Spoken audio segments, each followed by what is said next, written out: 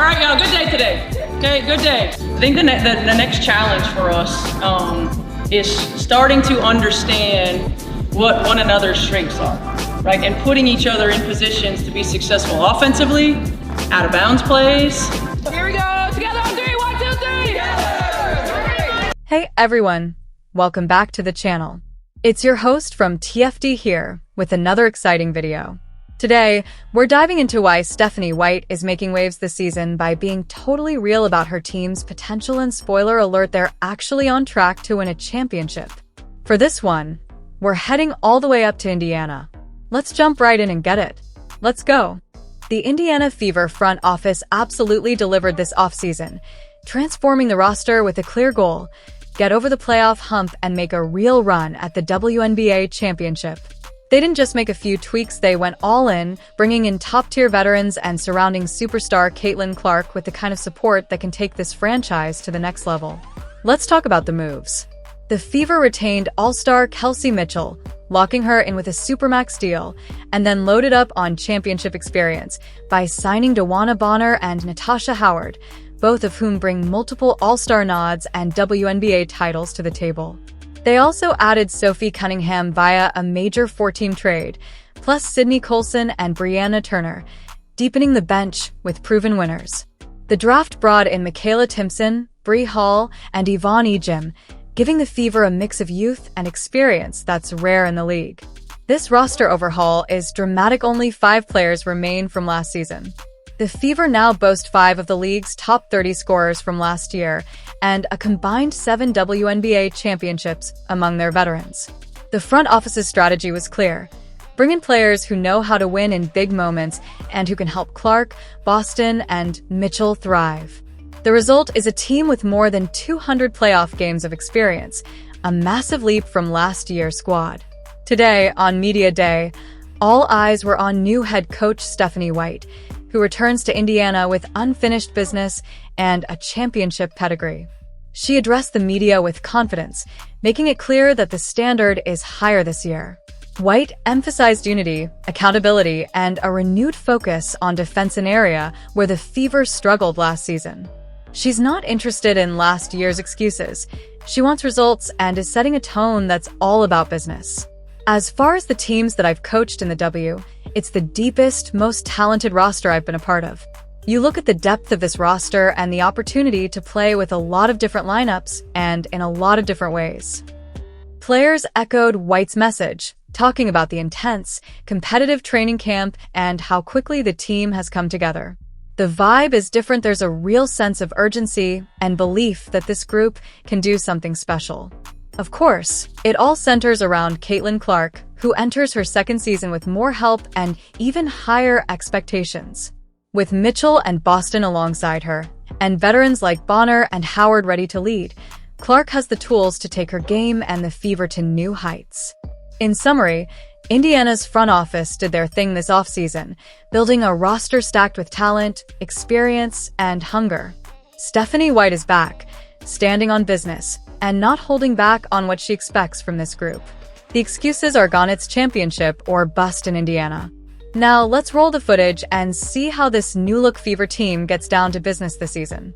25 years ago, the original Fever team, do you know who the original number 22 was? I might know who that was, yeah. Do you know how many points number 22 averaged a game in that original season? Not a lot, but I don't know.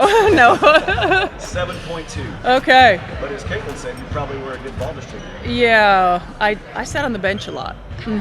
Played a lot of different roles. Still a fan favorite though. What, just in general, what was the excitement? You look at where the excitement for women's basketball is in this franchise, based on that inaugural year when we don't know what it's going to be like and how long it's going to go.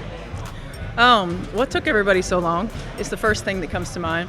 I think just being a part of this league, really. I mean, I came into this league in 1999, and being a part of this league for so long, and thinking back to our first CBA and just wanting insurance all year long to where this league is now. It's just, it's what we always thought it would be, should be, could be, and I'm thankful that I'm just still a part of it. Coach, Amber has been very open to re-signing Kelsey Mitchell was one of the biggest focuses and one of the key points of the offseason. What has it been like to get on the court and start being able to coach a player like Kelsey? It's been so much fun. I mean, yeah, she's right. That was priority number one, right? And, certainly thinking about, I've been watching Kelsey Mitchell since she was a freshman in college, covered her games a lot with Big Ten Network, and have always not just admired her game in the way that she plays, but the way that she works. She was always the first one in the gym. I remember watching her a ton, working out with her dad, and just the things that she was working on showed what type of worker she was. And for us as a staff to be able to utilize her natural God-given talent, her ability to just score the basketball and trying to put her in positions to do that in a lot easier way, I think is fun for us. And being on the floor with her, it's just, she's faster than she even seems when you're on the sideline, when you're seeing her every single day. She wants to be great. She's playing, with probably the most talented team she's ever been a part of. And so I'm just really thankful that she's still in a Fever jersey. What has been the impact for you being back in Indiana? How have you related to family and things like that? Just for coincidence, the other day I had lunch with a guy who covered some of the high school. Wasn't you? No. He's not here. He's not even in sports. Oh, okay. He works for IU these days, but he told me He went to that side. He said, I remember I covered some of her high school games. It's been great. Yeah, I mean, it's been great. It's and I say it, and it sounds cliche, but it's really true. I mean, it's coming home. I grew up with a lot of these people that are in this building. I watched people grow up that are in this building, right? I mean, it's such a family feel with this organization, with basketball in the state of Indiana. And it is coming home, and there's a certain peace that comes with that. Just as there's a certain comfort level that comes with that. But at the end of the day, we also know that we have a job to do, right? And so it's great to be back and to be familiar and to be a part of this franchise that's such a fabric of my DNA. But now that's over. We've started, and now it's time to play basketball. Steph, a lot's frankly been made of the championship additions to this team, the winners who have been there. Mm-hmm. How have you started to see them kind of mesh on the floor with the young core and with one another? Yeah, they've done a great job. I mean, first and foremost, you hear it vocally. Just in setting the expectations and in talking about some of the little nuance, whether it's spacing or whether it's timing, whether it's intensity level in a drill, you hear them vocally. And then secondly, you see them leading by example. I think the challenge sometimes for veterans when you come in is to grow the young ones in terms of their leadership. So being willing to help navigate, but also being willing to listen. And this group has been outstanding in that. And they just raise the intensity level. I mean, we have a core group that's pretty intense in general. But when you have players like DB and Tosh and Sid and Sophie that come in and just demand excellence daily, it just takes it to another level. The highest expectations you've ever had in a long time. You've obviously coached great teams before. What does it take the rest of the season to stay on top of that and just keep everybody focused and not distracted? Yeah, I mean, first things first, we got to talk about it, right? We have to make sure that, you can't rely on talent. We've seen it throughout the course of professional sports. Like, talent enough isn't good enough, right? We have to rely on our daily disciplines. Our motivation is fleeting. Our feelings are fleeting, but we have to be disciplined in how we attack every single day. Our job as coaches is to maintain that level, not just the level that we expect, but the level that we accept on a daily basis. And so making sure we talk about it. Now, it also takes a little bit of luck, right? Like when we're trying to accomplish the things that you want to accomplish, a lot of things have to align. We got to put it together quickly. That's our job, to put it together quickly. We have to stay healthy.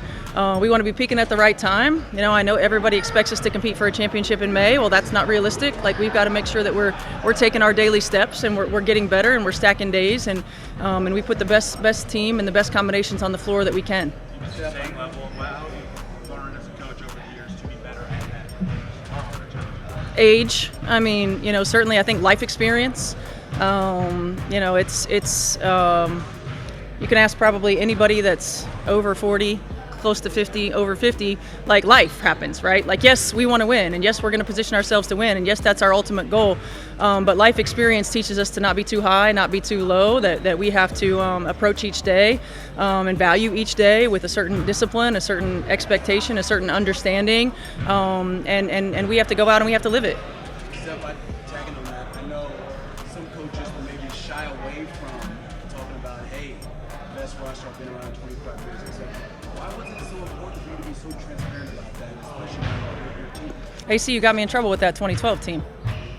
So, no, I think the most important thing is honesty and transparency and communication. I think that's always just how I've operated. It's how I wanted to be coached. It's how I want to coach. And look, like most good teams have that 8 probably player rotation. Like we have 8 players who could start in this league. We've got a 9-10 player rotation that we can use on any given day right now. And so I think the quality of depth, and look, let's be honest, the league and the talent across the league is better than it's ever been. These young players that are coming in who have only known the WNBA as opposed to some periods of time throughout the course of the WNBA where you're getting players who had regular jobs and then came back to play in the WNBA. And so the talent level across the board is as deep as it's ever been. Pressure is a privilege. It is. Like we all know, everybody who's been a part of a team, everybody who's won championships, everybody who's been a part of growing something special knows that a lot of things have to fall in line for you to win a championship. They do. That's why it's so incredibly difficult. But we're not shying away from the fact that we want to win a championship, that we want to position ourselves every single day to win a championship. How did you land on unity as your opening message? What's that? How did you land on unity as your opening message? Well, because we have the deepest team probably that I've ever been a part of, it takes everybody, and it takes sacrifice. There are players who probably should be in rotation that might not be at times. There are players who probably should be playing more minutes that won't be at times. There are players who have open shots that pass up the shot to get the best shot on the floor. Everybody's going to have to sacrifice at some point for us to be as good as we can be. And so if you talk to people who have won championships, they talk about being stars in your role. They talk about playing outside of position. They talk about not being in rotation, right? And we have players on our team that have won championships that have done just that. They haven't been the superstars. They haven't been the one that's been asked to score all the points, right? Or to make all the assists. They've been asked to be role players and stars in their role, sometimes not playing to having to be thrown out into the fire and staying ready. And that's what it's going to take. So we have to be unified. We have to be together in everything that we do. We have to sacrifice for the Indiana Fever. We didn't ask you the first day. Any injuries of concern here on the first No, thank God, Scotty. Yep. Thank you, Steph. All good. Stephanie White's passion for the game, honesty as a leader, and deep-rooted connection to Indiana basketball were evident throughout this conversation. From her humble beginnings as a player wearing number 22 to her current role as head coach of a championship-contending Indiana Fever squad, White has come full circle. Her reflections on the growth of the WNBA, the importance of daily discipline, and the unmatched talent on her current roster reveal a leader who is grounded, focused, and ready to embrace the pressure of expectations. With a team built on unity, sacrifice, and excellence, Coach White isn't just aiming for success. She's determined to build something special. As she put it, pressure is a privilege, and under her leadership, the Fever are poised to rise. If you're fired up about what the Indiana Fever are building in 2025, drop the word champion in the comments below and let everyone know you're riding with this squad all the way. And don't forget like and subscribe for daily updates.